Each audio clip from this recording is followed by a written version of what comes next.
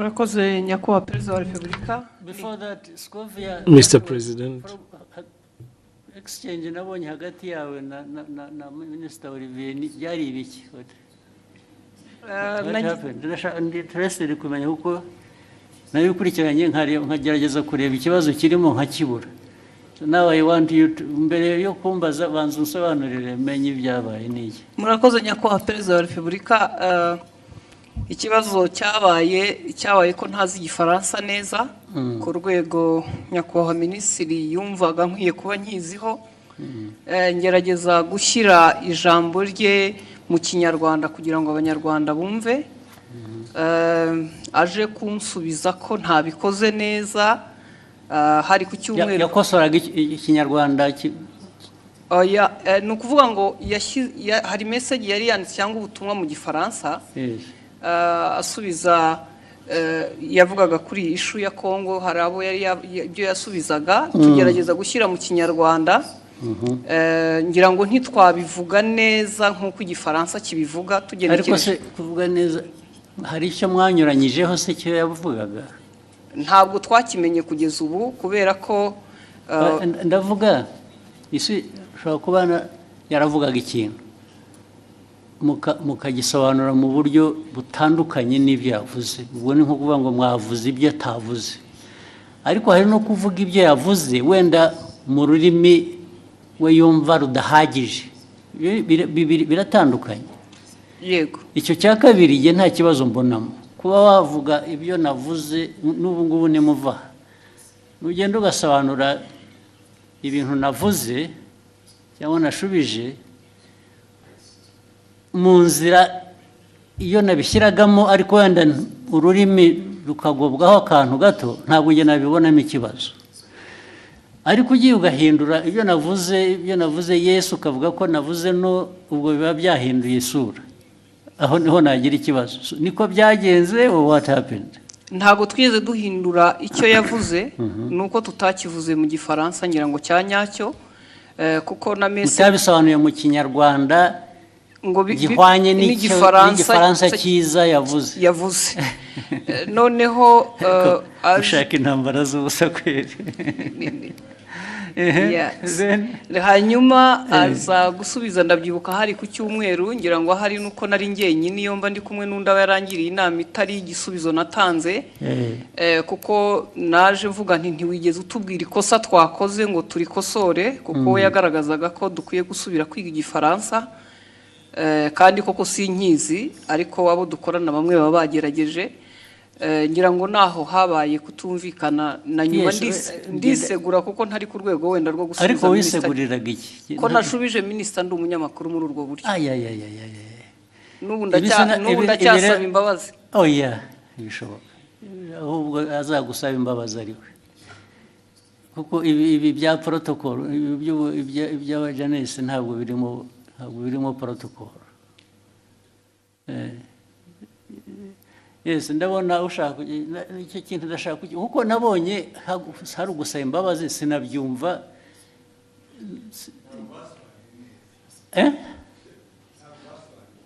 Ya kudasobanura neza, ariko nabyo bifite ikindi bivuze bibiri. Neza no kuvuga ko ibyavugwaga mu Gifaransa sibyo byavugwaga mu Kinyarwanda. Biratandukanye. So kuvuga ko Ikinyarwanda cyari kibi. Oya. Ntabwo cyasobanuraga icyo Igifaransa cyavugaga. Byanyuranye bite? It was not opposite.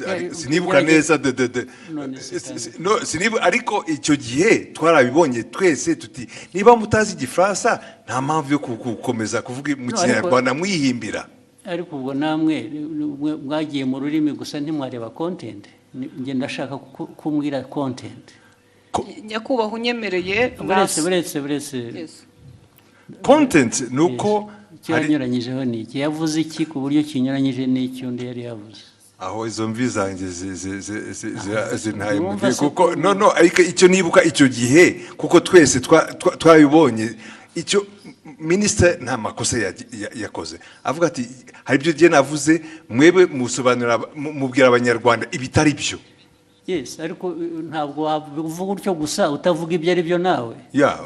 Muri aka kanya mu mbabarire nizo urabivuga n'imbaraga ukagira ngo kuko hari substance hari na form, hari content na form. Content ya misrepresentinze ni iyihe, ariko the form bijyanye na language bishobora kuba bitari uko bikwiye kuba bimeze cyangwa uko byumva, ariko did it change the content? Yes. Uravuga yes, nakubaza ntabwo bizi. Nibyo nibuka, ariko na minister nawe arahari. Of course, n'ubundi iyo umbwira nkabaza minister na mbere hose. Yes, minister tubwire. Very important kuri jye nabonye abantu bahereka. Ariko nta protocol iri mu ibi bintu. Nabonye hari wasubiza ngo abwiye minister nabi, minister nabi ko tubaze. Murakoze Your Excellency, ntabwo byari ikibazo cya protocol, ntabwo byari n'ikibazo cyo gusubiza minister nabi, nge nta kibazo nari mbifiteho. Ikibazo ni content. Nari navuze bijyanye n'inama yabereye i Nairobi ya Africa Fraud Summit twari twagiyemo.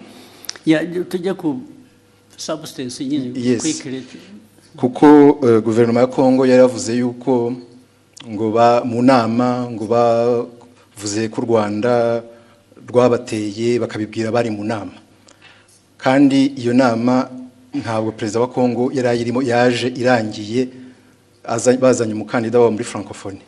So abanyekongo ibyo bavuze nibyo bitari byo. Hanyuma ndabivuga muri tweet mu gifaransa mbabwira ko ibyo bintu mwavuze ko abanyekongo ibyo bavuze atari byo.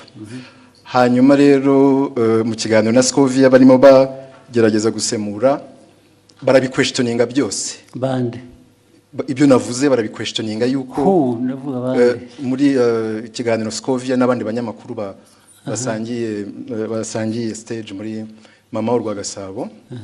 Hanyuma baranavuga yuko bavuga yuko ibyo navuze ahubwo bagiye kubibaza umuhanzi witwa Sherry Silver wari watumiwe ngo aze muri party yagombaga kuba after the meeting ya Africa Fraud Summit. Ku buryo navuze yuko bitanakwiye yuko ariko ibyo bavuze bitajyanye n'ibyo bavuze ni ibiki? Nibyo ngibyo byuko Kongo yanenze u Rwanda mu nama, kandi Kongo perezida wayo ataranahari. Ibyo nibyo navuze, bo baranabiquestioninga. Barabiquestioninze cyangwa babiripotinze ku buryo butari bwo? Babiquestioninze ibyo navuze. Bavuga ko ahubwo baza no kubaza umuhanzi. Babiquestioninze bavuga ko ibyo wavuze bitari byo, cyangwa ko bitari byo, ko bitumvikana, ko ahubwo baza kubaza uwo muhanzi ko ari wewe uza kubisobanura. Ikitarumvikanagaho ngo nikize? Nibyo nanjye nibaza, kuko ibyo navugaga byari clear, kuko Kongo yavugaga ko ngo batunenze ko mu nama ya Africa Fraud Summit, kandi Kongo itari nahari. Baraje ariko ibyo ni Kongo yabivuze. Ibyo ni Kongo yabivuze, ngewe ndabinenga muri tweet mu gifaransa. Hanyuma ahubwo bo barananenga bavuga ko bidasobanutse ibyo ndimo mvuga. Bitasobanutse meaning what? Ko ibyo mvuga nenga Kongo ko bitari clear, kandi ari nge wari uhari muri iyo nama. Ibyo navuze byari bisobanutse, kandi ari ikintu kimisinga aho ngaho ntumva neza. Bakwandika bavuga ngo ibyo bavuze si byo, bavuze ibyo bo kuri bo bakuvugiye ibyo wavuze se bitari byo. Oya, barabiquestioningaga yuko ibyo mvuga bitumvikana.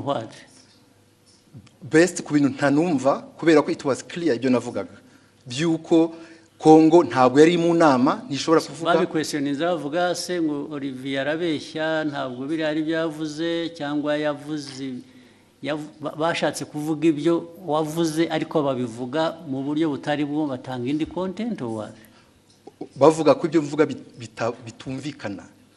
Ko ngiye ibyo mvuga nka Minister wa Foreign Affairs wari muri iyo nama, ko ibyo mvuga bitumvikana, ko ahubwo bagiye kubaza umuhanzi utari no muri iyo nama. Umuhanzi se bamubarizaga iki? Kubera ko yari yatumiwe muri party yabaye nyuma y'iyo nama. Hari party yabaye, hari umuhanzi wari watumiwe ngo bafashe gutegura iyo party, ngo nibo baza kubaza mu bintu byavugiwe mu nama y'abakuru b'ibihugu narindimo. Aho ngaho niho hari ikibazo. ariko ikindi kibazo muhitamo kubishyira ku rubuga muterana amagambo. Nuko